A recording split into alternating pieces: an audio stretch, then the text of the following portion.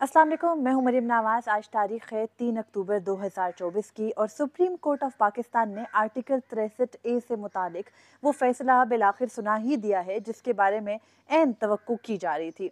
अब इस फैसले के बाद सुप्रीम कोर्ट ऑफ पाकिस्तान के हुक्मनामे की स्टैंप के बाद आईनी तरमीम का रास्ता खोला गया है और आईनी तरमीम हो सकेगी, नहीं होगी, कितने नंबर्स ऊपर नीचे हैं, सुप्रीम कोर्ट का फैसला क्या है, इससे मुतालिक बात करते हैं। तो आपको जैसे इससे पहले वीडियो में बताया था कि किस तरह से बैरिस्टर अली ज़फ़र ने बाइकॉट का ऐलान किया, लेकिन फिर उनको अदालती मुआविन मुकर्रर किया गया। बैरिस्टर अली ज़फ़र ने अदालत को ये बताया कि जो ये मौजूदा दरख्वास्त है ये किस तरह से काबिल समात नहीं है। फिर उन्होंने ये भी बताया कि जो आर्टिकल 63A की तशरीह थी उससे किस तरह से इनहराफ का रास्ता रुका।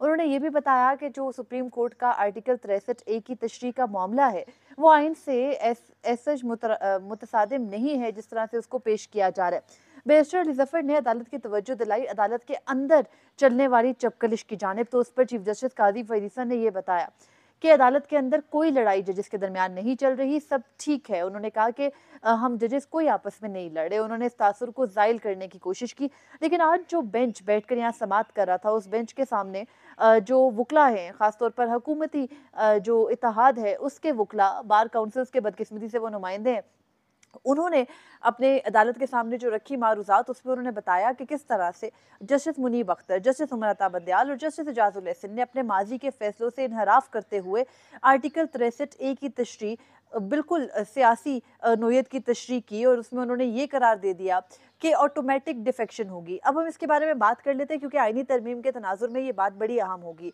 चीफ जस्टिस काजी फरीसा भी ये कहते हैं कि सुप्रीम कोर्ट के फैसले से ऑटोमेटिक जो ऑटोमेटिक डिफेक्शन है, यानी ऑटोमेटिक जो फॉर एग्जांपल अगर कोई बंदा वोट नहीं दे सका, आईनी तरमीम का मामला है, चार सूरतें हैं। कोई मनी बिल पेश होना, यानी अगर कोई बजट का मामला है, उसके अलावा दूसरी सूरत है कोई आईनी जो है वो तरमीम आनी है, उसके अलावा जो सीएम या पीएम का जो वोट है वो होना है, या फिर चौथी सूरत है कि वोट ऑफ कॉन्फिडेंस या नो कॉन्फिडेंस होना है। तो इन चार सूरतों के अंदर ये कहते हैं चीफ जस्टिस कि अगर कोई शख्स सुप्रीम कोर्ट के फैसले की तशरीह के बाद उनके उनके सामने जो पेश की गई वजूहात, उसमें वो ये कहते हैं कि जो जस्टिस मुनीब अख्तर का फैसला था उससे ये हो गया कि अगर कोई शख्स मिसाल के तौर पर आईसीयू में है, वोट नहीं दे सकता, तो उस शख्स के खिलाफ भी जो है वो इनहराफ की कार्रवाई होगी, उसको इनहराफ करने पर नाअहल किया जाएगा, डिफेक्शन का मुर्तकिब वो पाएगा। अब ये वो तशरीह है जो कि अदालत के उस फैसले के अंदर मौजूद नहीं है।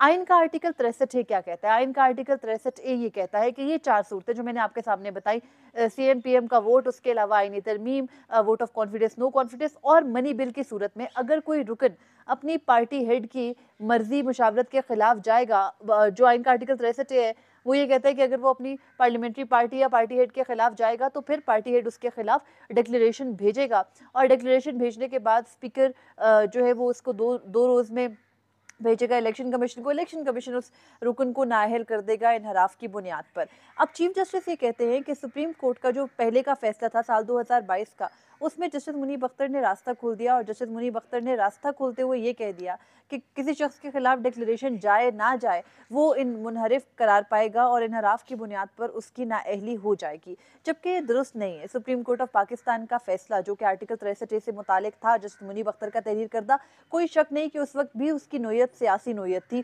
उस वक्त के सदर आरिफ अलवी ने तहरीक अदम एतमाद के पेश होने के दिनों में वो रेफरेंस भेजा और उसके फौरी बाद हमने देखा कि उस रेफरेंस के ऊपर जवाब आया, उसके अंदर इनहराफ को कैंसर करार दिया गया। लेकिन आज जिस तरीके से ये प्लीडिंग हुई, इस जो समात है इसके अंदर कम अज कम कोई प्लूरल वॉइस होनी चाहिए थी, कोई दूसरी जानिब से होना चाहिए था, या फिर जस्टिस मुनीब अख्तर को खुद बेंच में होना चाहिए था। इसी वजह से ऑथर जज का बेंच में होना जरूरी है कि जो बैठ के ये बताते हैं कि कैसे उनके फैसले के अंदर जो ओवरऑल पॉलिटिकल पार्टी या पार्लियामेंट्री पार्टी का एसेस बयान किया गया है, डिफेक्शन को कैंसर कहा गया है, उसकी वजूहात क्या थी। उस वक्त भी हॉर्स ट्रेडिंग चल रही थी, फिर हमने पिछले 2 साल में देखा कि इनहराफ का रास्ता रुका, अभी भी वही इनहराफ का रास्ता कदगन था, लेकिन आज सुप्रीम कोर्ट के फैसले के बाद वो कदगन हटा दी गई। चीफ जस्टिस काजी फरीदी साहब अपनी ही कॉज के लिए बनाए गए बेंच के अंदर खुद बैठे और ये फैसला दिया। उनके ये साथी जजेस भी यकीनी तौर पर उनको जो आईनी अदालत है इनमें से कुछ के नाम चल रहे हैं कि उनको जज लगाया जाएगा। तो जब आप खुद ही बेनिफिशरीज हैं तो आप इस किस्म का फैसला कैसे कर सकते हैं? मसला ये नहीं है कि आर्टिकल 63A से मुतालिक तब की तशरीह और अब की तशरीह जो आज आपने कर दी वो कितनी सही और कितनी गलत गलत है। मसला टाइमिंग्स का है, तब भी मसला टाइमिंग्स का था, आज भी मसला टाइमिंग्स का है। और अब जो आईनी तरमीम है उसके बारे में कहा जा रहा है कि 8 अक्टूबर से पहले आईनी तरमीम की एक कोशिश की जाएगी। ये बहुत सख्त कोशिश होगी, लेकिन इसमें हमें फैक्ट्स को देखना चाहिए। मौलाना फजलुर रहमान का किरदार, मुस्लिम लीग नून कहती है कि मौलाना को मनाए बगैर नहीं कर सकते हम आईनी तरमीम। दूसरी जानिब कितने नंबर्स कम हैं, सेनेट में आपके पास 6 वोट कम है, कौमी असेंबली में आपके पास 12 वोट कम है। इन 12 और 6 वोटों के लिए फ्लोर क्रॉसिंग वो वाहिद तरीका था जो किया जा सके, और आज उसका रास्ता सुप्रीम कोर्ट ऑफ पाकिस्तान ने खोल के रख दिया। अब सुप्रीम कोर्ट ऑफ पाकिस्तान अपने ऑर्डर में क्या रीजनिंग देगी, जिस तरीके से ऑर्डर जारी किया गया, बेंच का फोकस खासतौर पर चीफ जस्टिस काजी फरीद साहब, जस्टिस जमाल मंदोखेल और दीगर का फोकस ज्यादा ये था कि वो इस मुतालिक बात कर रहे थे कि उनके जजेस का कंडक्ट कैसे ठीक नहीं है, यानी अपने साथी जजेस के ऊपर अटैक करना। जो साबिक चीफ जजेस गुजरे हैं उनके कंडक्ट के ऊपर बात करना इस बेंच की ज्यादा तशरीह थी, और इस बेंच की बहुत ही कम तशरीह ये थी कि वो आईनी और कानूनी मामलात पे रहते। ये भी कहते रहे जस्टिस जमाल मंदोखेल, तो ये भी कहते पाए गए कि जो फ्लोर क्रॉसिंग के हवाले से इल्ज़ाम लगाया जा रहा है दुरुस्त नहीं है। फिर जस्टिस मुनीब अख्तर के फैसले के बारे में कहा गया कि उसमें दुरुस्त अल्फाज इस्तेमाल नहीं हुए, कैंसर कैसे कह दिया गया। अब इस मौजूदा सूरत हाल के अंदर जब ये बताया गया जजेस को कि जस्टिस बंदयाल माजी में कोई और व्यू रखते थे, जो ये पूरा पार्लियामेंट्री पार्टी का कंसेप्ट है, ये मैं आपको क्लियर कर देती हूँ। जो आइन का आर्टिकल 63A है उसमें ये लिखा है कि जब कोई रुकन अपनी जो पार्टी है उसकी पॉलिसी के खिलाफ जाएगा, किसी और को वोट करेगा, तो उस सूरत में पार्टी हेड लिखेगा स्पीकर को। सुप्रीम कोर्ट ने ये तशरीह कर दी कि जो सियासी जमात होती है या जो पार्लियामेंट्री पार्टीज होती है वो जमहूरियत की बुनियाद होती हैं, और उनके बगैर जो ये पूरा प्रोसेस है ये नहीं चल सकता। सुप्रीम कोर्ट ने ये तय कर दिया कि जो आइन के आर्टिकल 63A है उसके तहत ये तय हो गया कि अब जो पार्लियामेंट्री पार्टी है उसकी डिसीजन ज़्यादा मुकद्दम काउंट होगी। इस सूरत में जब पार्लियामेंट्री पार्टी की जो डिसीजन है वो ज़्यादा मुकद्दम काउंट होगी, तो सुप्रीम कोर्ट ने ये कह दिया कि नहीं, पार्टी हेड ज़्यादा मुकद्दम है। आज वो सारी की सारी बातें ख़त्म हो गई। अब पार्टी हेड की नहीं, सॉरी पार्लियामेंट्री पार्टी की नहीं, आपको सॉरी सुप्रीम कोर्ट ने ये करार दे दिया कि पार्लियामेंट्री पार्टी की जो डिसीजन होगी वो फॉलो करनी होगी अरकान को। आज चीफ जस्टिस काजी फरीसा की सरबराही में बेंच ने ये बहाल कर दिया कि पार्टी हेड करेगा। सिंपल वन लाइनर ये है कि आईनी तरमीम का रास्ता खोला गया है। आईनी तरमीम की कोशिश होनी है 8 तारीख से पहले।